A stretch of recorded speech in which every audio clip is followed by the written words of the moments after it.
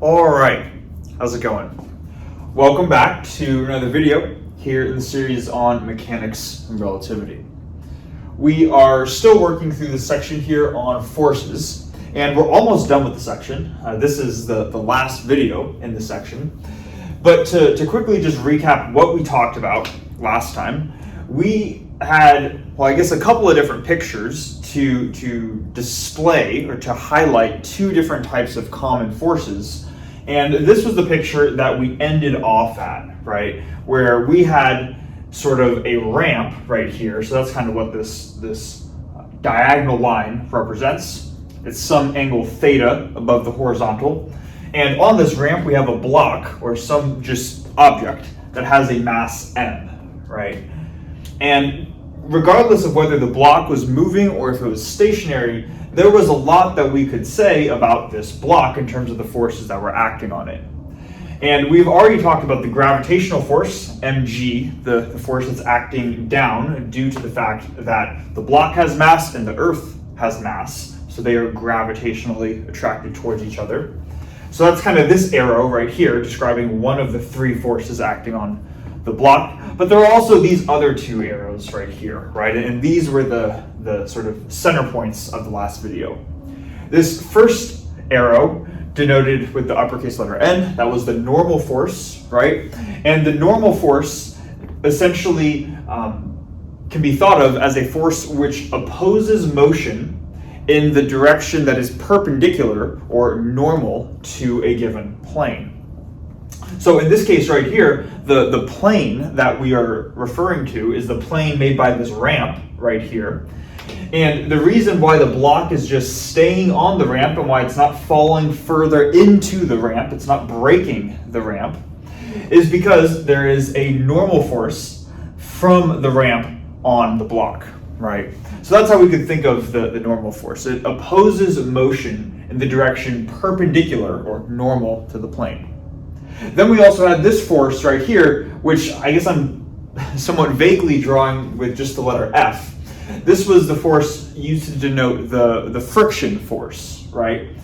And if the normal force opposed motion that was perpendicular to the given plane right here, the friction force opposed motion along the direction that was parallel to the plane. So in the case where this block is not moving, the reason why it is not moving is because, well, it naturally wants to slide down this way, right? But there's a friction force that is sort of opposing that natural sliding direction, and that direction is parallel or tangential to this the surface right here, right? So that's kind of what we talked about just as a very brief overview of the last video. But just to, I guess, come up with another way of sort of classifying both the normal force and the friction force is that these are both forces which oppose motion when you have two solids in contact with each other. Okay? When we say solid, we're referring to the state of matter of these objects. Like in this specific instance, we have a ramp, which is a solid object, and also a block, which is a solid object, right? These two objects are in contact with each other, and because they are in contact with each other, they are naturally going to be experiencing these types of forces right here. Right? I guess I should be slightly careful. In the case where you have frictionless solids, you would not experience the friction force, but in with everyday objects, everything that we see in our everyday lives, we would have both the normal force and friction forces present when you have two objects that are solids in contact with each other. So if that makes sense, what we're going to be doing in this video is we're going to extend the discussion on objects that are in contact with each other to now say, what happens if we have a solid object that is moving now through some fluid, okay? So now the two things, or the two quantities in question, are one, a solid, and two, a fluid that surrounds that solid.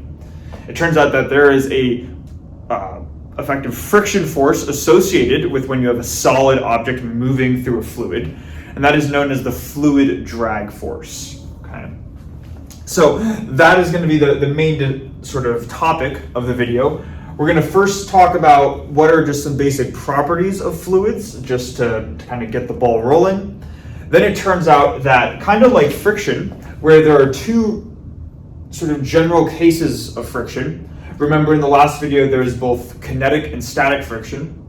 There's also two sort of general regimes that we can classify fluid drag forces. So we're going to talk about those two regimes and how we can quantify whether a given physical system is in one or the other. And then finally, we're going to finish off the video by going through some examples. How do we actually apply the fluid drag force to a physical problem? Okay.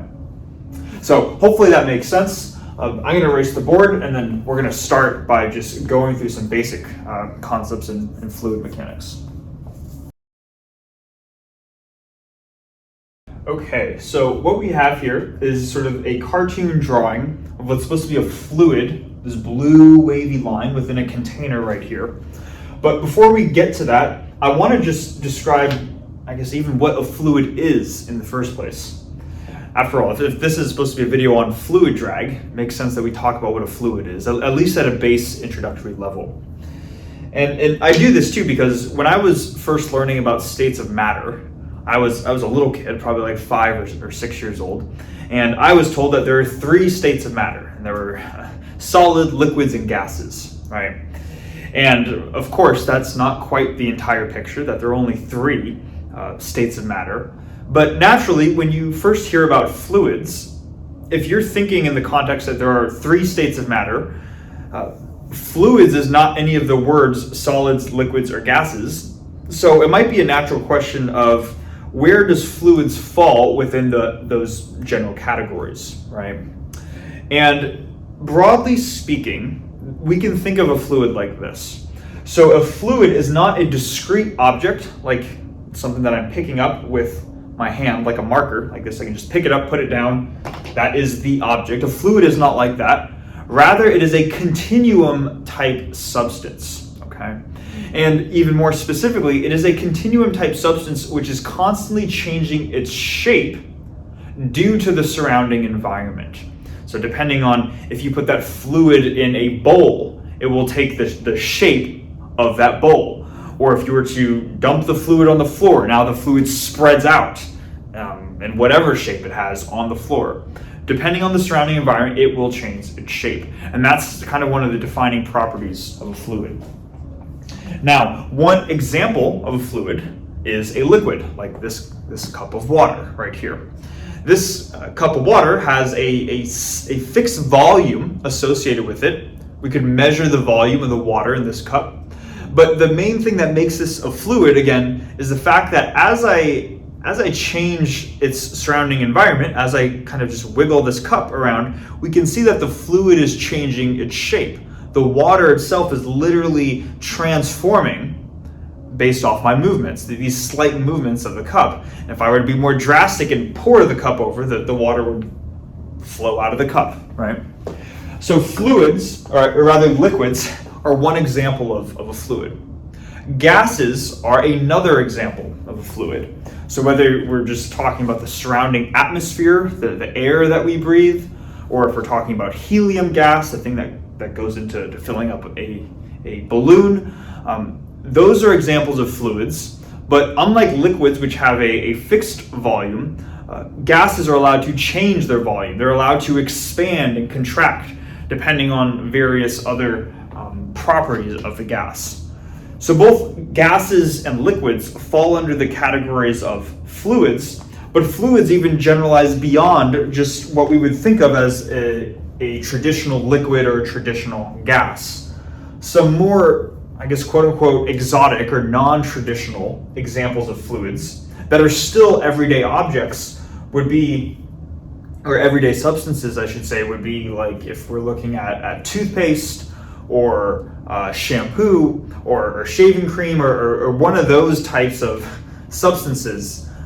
Those would be examples of non-Newtonian fluids, if we want to be a bit more specific in categorizing them. And then there are also instances, kind of some fun ones, where you can have an individual object which at face value is probably considered a solid, but collections of solid objects together might have some fluid-like behavior. So a common example is if you're going to go to the beach, right, and there's a bunch of sand on the beach. You could take your hand and pick up some grains of sand, and some of them are going to fall out of your hand. And even though an individual sand grain would probably be considered a solid, the collection of many grains of sand has some fluid-like properties. Okay. So these are all just plenty of examples of going through fluids, and hopefully we get the basic idea. A fluid is some continuum object or some continuum substance that flows, that is constantly changing its shape because of its surrounding environment. Now, one sort of parameter which gets used to characterize a fluid is called its viscosity. So I'm going to write out viscosity real quick right here. It's viscosity, and the viscosity of a fluid typically gets denoted by a Greek letter. I've thought of the symbol for viscosity to be eta, but I've seen some texts and some sources use the Greek letter mu. But the viscosity of a fluid talks about the fluid's natural resistance to flowing in the first place. So if a fluid has a high viscosity, it has a high resistance to flow, whereas if it has a low viscosity, it has a low resistance to flow. Some examples of fluids with high viscosities are, if you were to look at, say, like honey or molasses or maple syrup even, depending on how, I guess, thick the maple syrup is. Let's take honey for an example, right? If you had a jar of honey and you were to dump the honey out, it would not flow out of the container like if you were to dump water out, right? So we would say that honey has a high viscosity, whereas a fluid like water has a much lower viscosity. At a base level, its resistance to flow is how we can think of viscosity. A pretty good way of quantifying it would be with this cartoon diagram right here, where again we have a fluid that is sort of acting as a medium between a lower and upper boundary of a container. Just as to put some variables on it, let's say that the container boundaries are separated by some distance d, and moreover, this bottom part of the container right here, we're going to say that that's fixed, while the upper part of the container is going to be moving at a constant speed v. So this part is moving at speed v.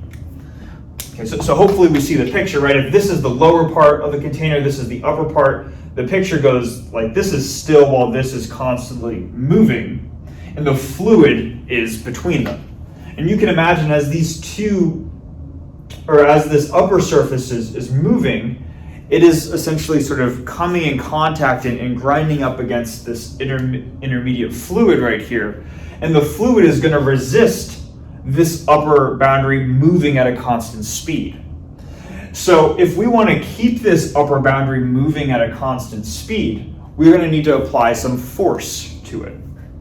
And it turns out that the force, and technically the force per area, that you would need to apply to this upper boundary right here in order to keep it moving at a constant speed is going to be related through an equation where we have v divided by the distance between the plates.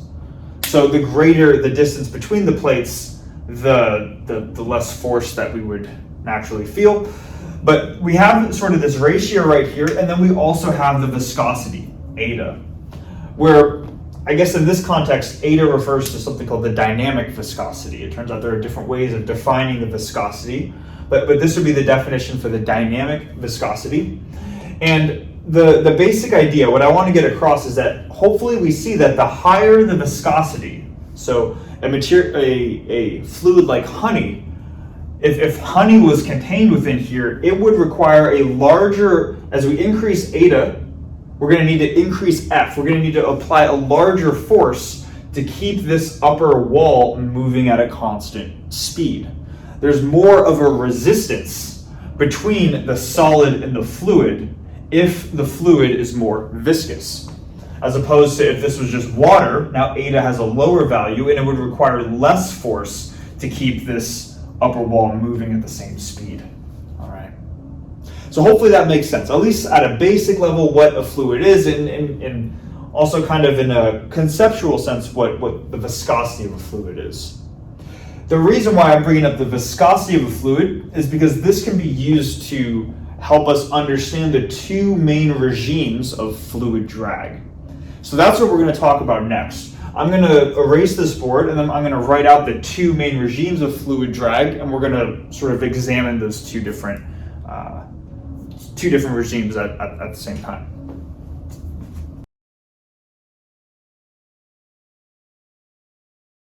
All right, so now what we have here on the board are sort of two ends of a spectrum, two different regimes in which fluid drag has different forms. We're going to start with the viscous dominated regime, and this typically is a type of system that occurs if you have a sort of small object that's kind of moving slowly through a viscous fluid. And I want to write that out really quick just to have it on the board, because we're going to use that to compare against the inertial dominated regime. Okay, yeah, so we have a small object that is moving slowly through a viscous fluid, kind of like honey, right? So you could imagine if you had like some tiny sort of microorganism, and it's just sort of floating through the honey. That is one sort of extreme type of scenario. And in that case, as you have maybe this tiny little organism flowing through the sea of honey, it will experience a fluid drag force. And the fluid drag force that it's going to be experiencing is going to be linear or proportional to the microorganism's velocity. So what we can say is that the mathematical structure of the fluid drag force in the viscous dominated regime is that it's going to be equal to minus k times v, where v, I'll put k1 times v, where v is the velocity of whatever this small object is. K1 is just going to be some constant to quantify the strength of the fluid drag force. And of course, there is a minus sign, just like with the friction force. This is to say that it is naturally going to oppose the motion of this object, right? So if you have a tiny object moving through a viscous fluid to, I guess, how am I doing this? To my right, this direction, the fluid drag force is going to go opposite of that in this direction right here. If the tiny object is moving upwards, the fluid drag force is going to point downwards. It's always opposing the object's motion, just like we saw with the friction force. Now, with the inertial dominated regime, it essentially is the opposite of this statement right here. I'm just going to write that out as well, and then we're going to talk about it briefly.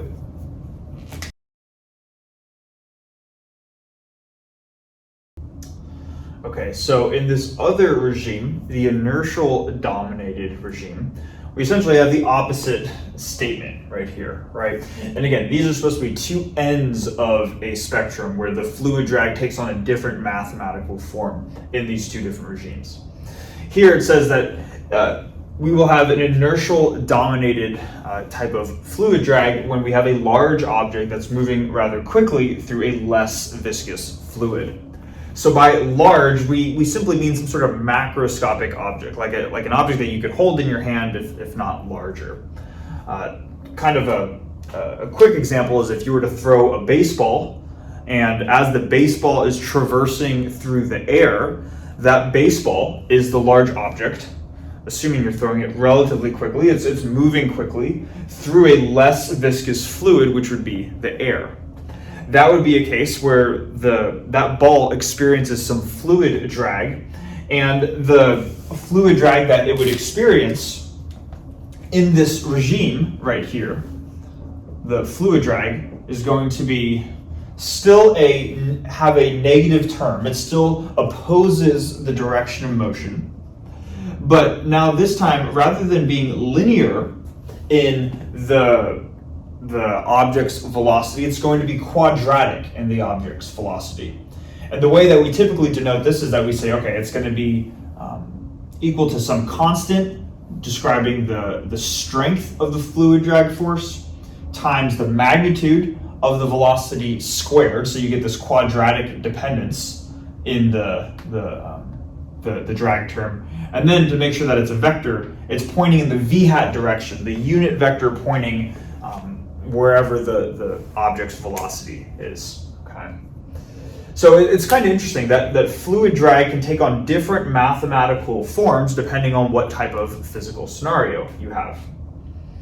Now, again, we are kind of describing sort of qualitatively in words when an object, or when a physical system rather, lies within either the viscous dominated or the inertial dominated regime. But one way in which we can go about quantifying which regime a system exists within, and this is a common quantity again that shows up in fluid mechanics, is with this thing called a Reynolds number.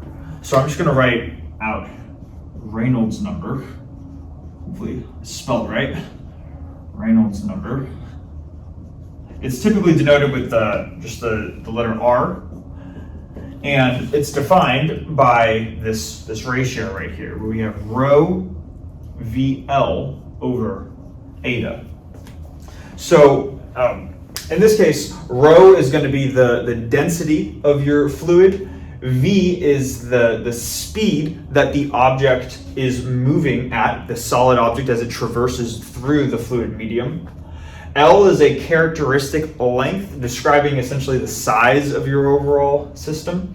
And then eta, again, is that same dynamic viscosity term that we saw in the previous whiteboard. Now, the two quantities or the two variables within here that are worth, or that I would like to keep in mind, are going to be both the object's speed as well as eta, okay, the viscosity. So if we were to look at the viscous dominated area, or the viscous dominated regime, this is when we have an object moving slowly, so we have a small value of V, and it's moving through a very viscous fluid, so a large value of eta. So you got a small number in the numerator, a large number in the denominator. So generally, when a physical system is in a viscous dominated regime, we typically have that Reynolds number R. It's going to be much less than 1. All right. And this is just a quantity. You can compute it. If it's much less than 1, then the fluid drag tends to obey this form, where it is it depends linearly on the particle speed. And then, as you can imagine, the opposite is going to be true over here, right? If you have an object moving much more quickly, you have a large value of V through a less viscous fluid, through a smaller value of eta. Now, in this regime, you have kind of the other extreme, where Reynolds number is going to be much larger than 1. And you can go about just, again, computing it, computing Reynolds number, and then kind of determining the fluid drag force that's going to be present depending on the value of this quantity right here. Okay, so this is just one way in which you can determine the fluid drag, or you can quickly determine the fluid drag force for an example problem that you might have on a problem set. Okay.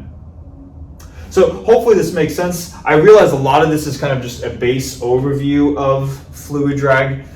The main things that I want us to get out of this are just the mathematical form of the fluid force, or the fluid drag force, right? And the main idea is that regardless of what regime we're in, we have a negative sign saying that it opposes the direction of motion, and it's going to be proportional to the object's velocity, the solid object's velocity as it moves through the fluid, either linearly or quadratically. I don't know if that's a word. Either linear in V or quadratic in V. Okay.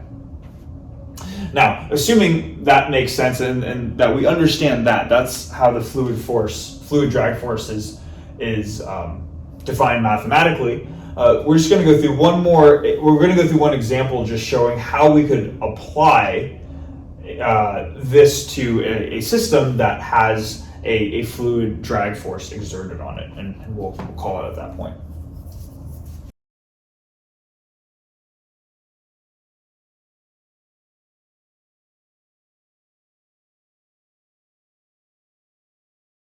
Okay, so to finish off the video, we're just going to go through an example of applying the idea of a particle under the influence of fluid drag and solving the equations of motion and saying how does fluid drag incorporate into this picture, right?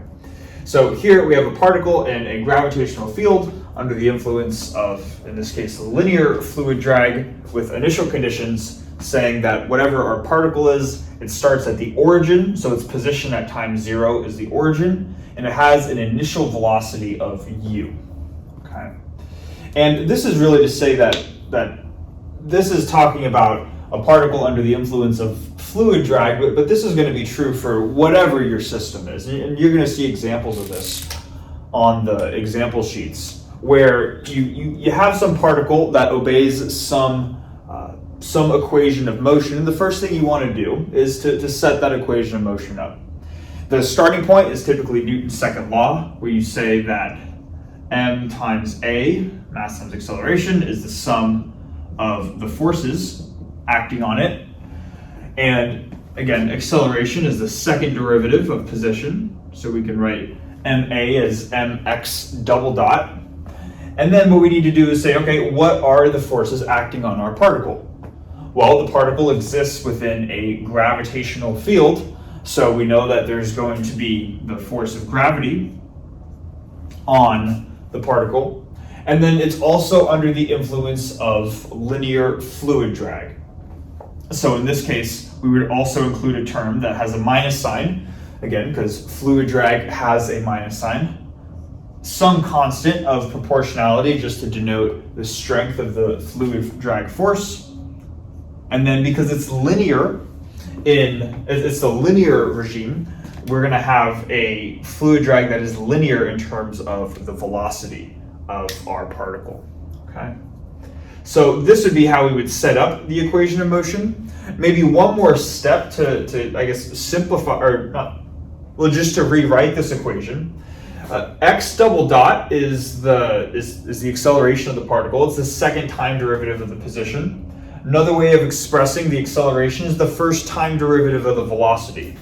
So we can rewrite x double dot as v dot, where v is the particle's velocity and its time derivative is the acceleration.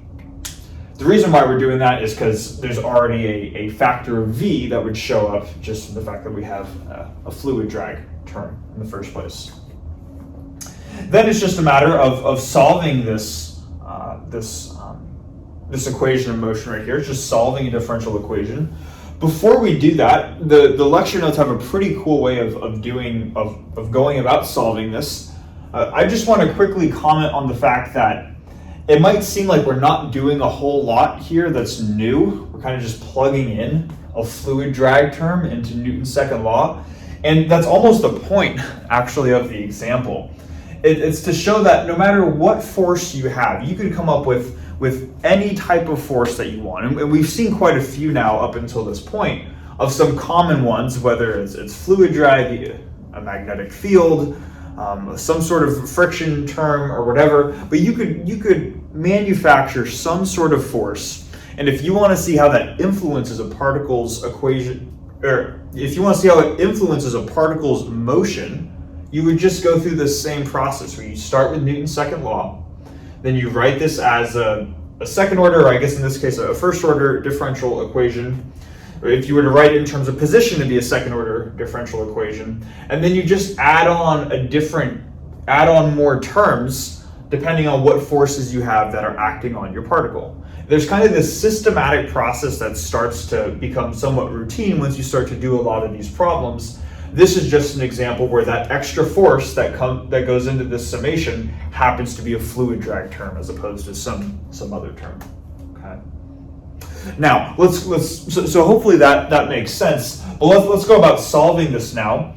The way that they do this, I think, is pretty interesting. Sometimes you'll see in differential equations courses they'll incorporate these terms called integrating factors. What I'm going to do is I think I'm just going to write out the next line, at least what they do in the notes, and then I'm going to explain kind of what they're doing and why it makes sense to go about solving the differential equation in the way that they're doing it. Okay, so this is the next line that if you do this in Dexter's, if you follow along in Dexter's lecture notes, you'll see this, where there's this exponential term that all of a sudden shows up, e to the kt over m, and now you have a derivative right here, and it can initially be confusing why they have this term. What I want to first do is just to show that this equation right here, while it might seem way different than what we have right here, it's really just a way of rewriting this equation. So they're not actually doing anything different. They're just rewriting it in a convenient form. So let's first show that, and we'll do that over here, kind of as like a side sort of tangent. So on the left-hand side of the equation, we have the derivative of a product. So we got to apply product rule. If we take the derivative of the exponential term, we're going to get a factor of k over m coming out of the front, or coming out to the front, k over m, times the function itself, times e to the kt over m, times the other term that's held fixed, right? First term in the product rule, plus the second term in the product rule is to keep the exponential term fixed. So e to the kt over m times the derivative of v, right? So times dv dt. These are the two terms that come out of the left-hand side right here. And then on the right-hand side, we just have an exponential times a constant gravitational field vector, g. So we're not really doing anything with the right-hand side.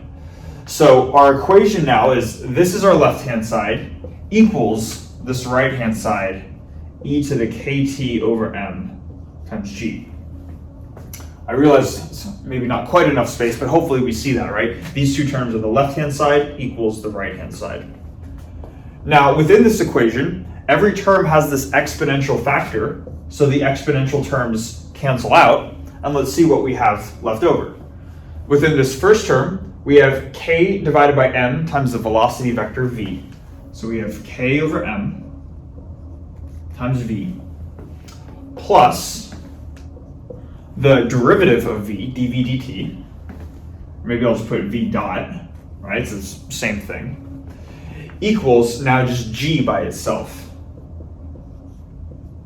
Like this, okay? So this is what we have. And now at this point, what we can do is what we'd like to do is we'd like to take this equation and just show that it equals this, right? So we want to get m times v dot by itself. The way that we do that is we first multiply both sides of the equation by a factor of m. Doing that's going to cancel m in the denominator here, giving us kv plus mv dot equals mg. Right? So that's the effect of multiplying m through this equation. And then we just subtract kv over to the other side. And then we end up getting minus kv like that, which is the same thing as this. Okay, so that was the first goal, is just to say that this thing right here is just kind of a fancy way of rewriting this expression right here. It turns out that, because you might be wondering, well, when can you do this? When can you incorporate this exponential factor that just happens to cancel? This shows up often whenever you have a first order differential equation. So it's a first order equation in terms of the v variable, and the right hand side has the form a v plus b, where a is a constant, let me say this, where the right hand side is of this form, av plus b, like this, where a is the constant multiplying v, in this case negative k, and b is the constant that doesn't contain a factor of v. It doesn't contain a factor of your variable, which in this case is plus mg. Whenever you have first order differential equations where that's your right hand side, that's kind of a standard trick that you can do. The next question is, well, okay, sure, you can rewrite this equation like this, and you can incorporate this integrating factor, this exponential term, but what's the purpose of doing it, right? Well, the purpose of doing it is that once you have written your left-hand side as just a derivative, then you can apply the fundamental theorem of calculus in a pretty straightforward manner It's just a matter of integrating this side and this side with respect to t, and let's see what we get. On the left-hand side, we have the integral of a derivative, the integral with respect to time of a time derivative of a quantity. That's just the quantity itself, so that's just e to the kt over m times v, right? So going from here to here is just fundamental theorem of calc. And then on this side right here, now we have a relatively easy expression to integrate. Exponential factors are easy to integrate. We have the same quantity, so integrating this is going to give us the same quantity, e to the kt over m times g, and then a factor is going to come out. It's going to be, if we were differentiating, it would be a factor of k over m coming out to the front. Integrating that, you just swap it, so there's going to be a factor of m over k coming out to the front, right? So that's the convenience in applying this trick where you incorporate this integrating factors, because it allows you to apply the fundamental theorem of calc pretty easily. And then it's just a matter of solving an integral with an exponential function. Now, these are both indefinite integrals, so there needs to be a constant of integration, which I'll call C1. And because this is a vector equation, this constant of integration needs to be a vector in itself, right? So we have a vector on each side. And now it's just a matter of dividing out this exponential factor, this integrating factor, out of the equation and seeing what's left over. So if we divide out e to the kt over m, on the left-hand side, we're left with just v equals m over k, those are constants. And then dividing this term is going to cancel with this term, so then we just have g. So that's what we get from the first term in this equation, plus c1 divided by the exponential term, which another way of writing it that is just e to the minus kt over m. So this, by using an integrating factor, it's not too, once you know, I guess, what the integrating factor is, it's not too hard to apply it to find the solution for at least the velocity of the particle as a function of time. But then also we would want to find the particle's position, right? So that would just be taking one more antiderivative. V, of course, is the same thing as x dot. So if we want to find x by itself, like this, we just need to just take the antiderivative of the right-hand side, right? So that's going to give us this term, integrate with respect to time, that's going to be mt over k times g. All right, this is a constant with respect to time, so after integrating gives us a linear factor of time. Then with this term down here, we have, see, this is going to be minus m over k c1, and then we still have the same exponential factor, e to the minus kt over m. And then because, again, we're performing sort of just a general indefinite integral going from v to x, there's going to be another constant of integration that comes out of here, which is, we'll call c2, like this. So we have our equation of motion for v, we have our equation of motion for x, and then at this point, once you have your equation for v and x, you're going to have two constants of integration, which are c1 and c2. The way you solve for those is just like in a standard differential equations class, you apply the initial conditions, right? So that would be the method for doing that. I think for the sake of time, I don't feel like that's going to be too much more beneficial for showing. Hopefully we're familiar with applying initial conditions once we have solutions to a differential equation to find the values of C1 and C2. So I think I'm going to call it here at this point. I realized as I was making this video, as I was recording, I was like, this feels kind of like a general overview type thing with fluid drag.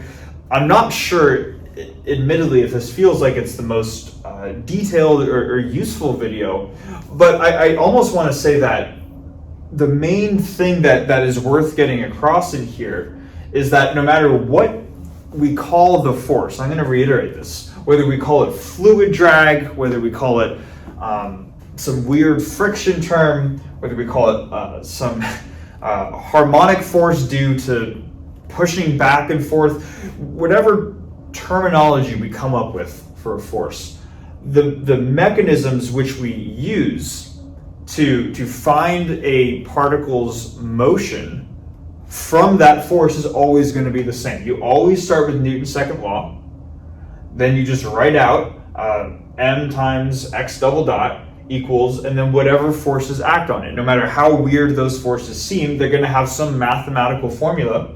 Those just go into the summation, and then it's just sort of rinse and repeat of solving differential equations. And that's a big part of introductory physics, is going through this process. We kind of just spent this video doing that for the force called fluid drag. Okay. So hopefully that makes sense. I will say too that in the next video, we're going to be moving on to new things. We're going to have sort of this short little interlude video about dimensional analysis, ways which we can work with making sure that we get the dimensions right, figuring out what dimensions are. I think that's a first goal.